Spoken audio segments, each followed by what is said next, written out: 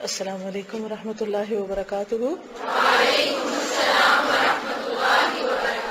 کیا حال ہے سب کا؟ الحمدللہ۔ نحمده ونصلی علی رسولہ الکریم، اما بعد فاعوذ باللہ من الشیطان الرجیم، بسم اللہ الرحمن الرحیم۔ رب اشرح لی صدری ویسر لی امری واحلل عقدۃ من لسانی یفقہوا قولی۔ اچھا انسان برا انسان۔ حدیث میں آیا ہے کہ پیغمبر اسلام صلی اللہ علیہ وسلم نے فرمایا کہ کیا میں تم کو بتاؤں کہ تم میں سب سے زیادہ برے لوگ کون ہیں؟ لوگوں نے کہا ہاں اے خدا کے رسول صلی اللہ علیہ وسلم۔ آپ نے فرمایا تم میں سب سے زیادہ برے وہ ہیں جو چغلی کرتے پھریں، جو دوستوں کے درمیان بگاڑ ڈالیں، جو لوگوں کے عیوب تلاش کریں، لوگوں کے پیچھے پڑے ہیں۔ عن النبی صلی اللہ علیہ وسلم انہ قال الا اخبرکم بشرارکم قالوا بلی یا رسول اللہ قال من شرارکم المشاؤون بالنمیمہ المفسدون بین الاحبہ الباغون العیوب ادب الدنیا والدین البصری۔ فطرت کے نقشوں میں ہر انسانی کردار کی مثالیں موجود ہیں۔ یہ مثالیں اس لیے ہیں کہ انسان ان پر غور کرے، وہ ان سے نصیحت لے اور پھر وہ اچھے کردار کو اپنائے اور جو برا کردار ہے اس سے دور رہے۔ آپ دیکھیے کہ مختلف پرندے جب بولتے ہیں، کبھی آپ نے غور کیا؟ کوئی پرندہ بولتا ہے تو آپ کا دل خوش ہو جاتا ہے، اور کوئی پرندہ بولتا ہے تو طبیعت بیزار ہوتی ہے۔ اسی طرح کچھ جانور دوڑ رہے ہوتے ہیں، کوئی کچھ کام کر رہے ہیں، لیکن ہر ایک کے اپنے اپنے طریقہ کار ہوتے ہیں۔ ان چیزوں پر غور و فکر سے ہمارے لیے بہت سے عبرت کے سبق ہیں۔ اب یہاں پر یہ مکھی کی مثال دیتے ہیں۔ اس کی ایک مثال یہ ہے کہ دنیا میں دو قسم کی مکھیاں ہوتی ہیں، سب نے دیکھی ہیں نا، سب کو پتا ہے۔ ایک شہد کی مکھی جو ہمیشہ خوشبو اور مٹھاس کی تلاش میں ہوتی ہے۔ شہد مکھی ہمیشہ خوشبو اور مٹھاس ان کی تلاش میں ہوتی ہے۔ وہ جس پھول میں خوشبو اور مٹھاس دیکھتی ہے فوراً اڑ کر وہاں پہنچ جاتی۔ کبھی آپ غور کریں نا تو ایک پھول سے اڑ کے ادھر، ادھر سے ادھر، وہ پھولوں کے بیچ میں جاری ہوتی ہے، یعنی اس کا سفر پھول سے پھول تک ہے، اس کی سرگرمی۔ اس طرح وہ پھولوں کی مٹھاس لے کر اسے جمع کرتی ہے تاکہ وہ اسے دوسرے انسانوں تک پہنچا سکے۔ دوسری مثال عام مکھی کی ہے۔ اس کو گندگی سے دلچسپی ہوتی، وہ ہر وقت اڑتی رہتی، صرف اس لیے کہ جہاں وہ گندگی پائے وہاں پہنچ کر اس سے اپنا حصہ وصول کرے، اور انتہائی گندگی پہ جا بیٹھتی۔ دو کردار ہیں دونوں مکھیاں، شکل میں بہت تھوڑا فرق ہے، لیکن کام دونوں کے بالکل اپوزٹ۔ اسی طرح انسانوں کی بھی دو قسمیں۔ ایک وہ انسان جو بھلائی کو پسند کرتا ہو، وہ لوگوں کے درمیان جائے تو ان سے ان کی بھلی باتوں کو لے، ان کی بھلی باتوں کو لے اور اسے دوسروں تک پہنچائے۔ وہ لوگوں کے درمیان اچھی اور بھلی باتوں کا سفیر بن جائے، ایمبیسڈر۔ یہی وہ انسان ہے جس کو بہتر انسان کہا جائے۔ ایسا انسان فطرت کا مطلوب انسان ہے۔ فطرت کے تمام اعلیٰ امکانات ایسے ہی لوگوں کے لیے مقدر کیے گئے ہیں۔ دوسرا انسان وہ ہے جس کی روح کو برائیوں کے تذکرے سے غذا ملتی ہو۔ ایسا انسان جب لوگوں سے ملتا ہے تو اس کی ساری دلچسپی یہ ہوتی ہے کہ وہ لوگوں کی برائیوں کو تلاش کرے، اور اگر کوئی برائی نہ ملے تو فرضی طور پر خود ساختہ برائیوں کو ان کی طرف منسوب کر دے، اور پھر ان فرضی یا واقعی برائیوں کو لوگوں سے بیان کرتا رہے، یعنی ان پہ الزام لگا کے پھیلاتا رہے۔ تو اس سے کیا سیکھا آپ نے؟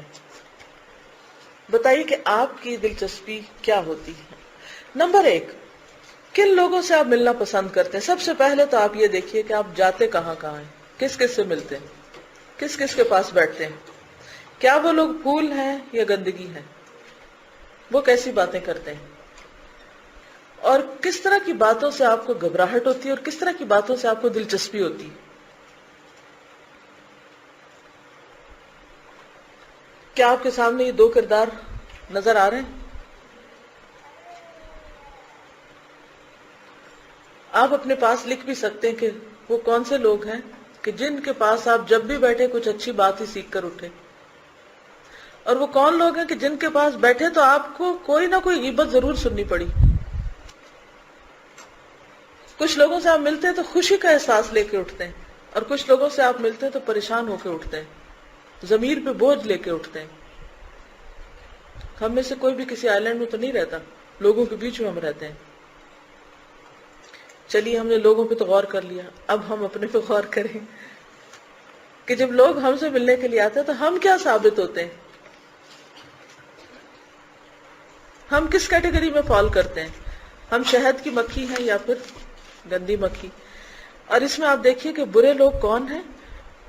جو چغلی کرتے ہیں، ادھر کی بات ادھر، ادھر کی ادھر، دوستوں کے درمیان بگاڑ ڈال، تعلقات خراب کراتے، شکایتیں کر کر کے لوگوں کے عیب تلاش کرتے۔ انہیں لوگوں کی اچھائی نہیں نظر آتی، ان کو صرف لوگوں کی برائی نظر آتی، وہ ہر ایک میں سے کوئی خامی چن لیتے ہیں۔ بتائیے اور کیا سیکھا آپ نے؟ دیکھیں کہ جو گندی مکھی ہے پورا جسم چھوڑ کر زخم پہ بیٹھے گی، یا کوئی ایسی چیز جہاں کہیں گندگی ہوگی وہیں جا کے بیٹھے گی؟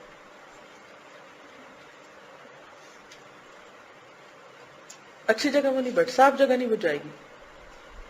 جو شہد کی مکھی ہوتی ہے جب وہ کسی ایسے پھول پہ بیٹھتی ہے کہ جہاں کوئی پوائزنس اسپرے وغیرہ ہوتا ہے تو اس کو جو پتہ چلتا ہے تو وہاں پر ایسا نیکٹر چھوڑ جاتی ہے کہ جس سے بعد کی مکھیوں کو پتہ چل جاتا ہے کہ اس پہ ہم نے نہیں بیٹھنا۔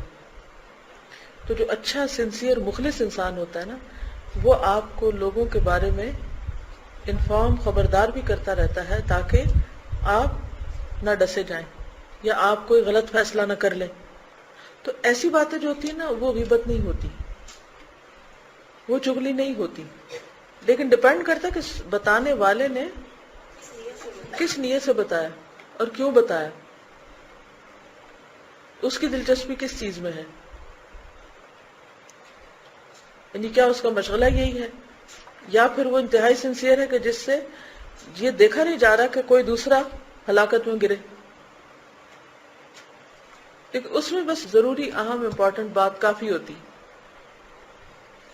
مثلا جب میں اسکول میں تھی تو ہماری ایک ٹیچر تھی تو اپنے اسٹوڈنٹس پہ بہت نظر رکھتی تھی، وہ دیکھتی رہتی تھی کون کس کے پاس بیٹھا ہے، کون کس سے مل رہا ہے، کون کس کے پاس جا رہا ہے، کس کے پاس کون آیا ہے، چیک رکھتی تھی۔ آج کل ایسے استاد ختم ہو گئے ہیں جو ایسی تربیت کریں، ماں باپ کو ہی نہیں ہوش کہ ان کے بچوں سے کون مل رہا ہے، سینس ہی نہیں کرتے، اور وہ کیا بتا رہے ہیں، ان کو کیا سکھا رہے ہیں، تو وہ فوراً انٹرپٹ کرتی تھی۔ جو اچھے ماں باپ ہوتے ہیں وہ صرف بچوں نہیں، بچوں کے دوستوں پہ بھی نظر رکھتے ہیں کہ کس کے ساتھ ملنا جلنا ہے، اور وہ انتہائی سمجھدار ہوتے ہیں، وہ یہ بھی نہیں کرتے کہ دوستوں کی برائیاں شروع کر دیں۔ وہ کس طرح بتاتے ہیں اپنے بچوں کو کہ کس سے نہیں ملنا، کرائیٹیریا دے دیتے ہیں۔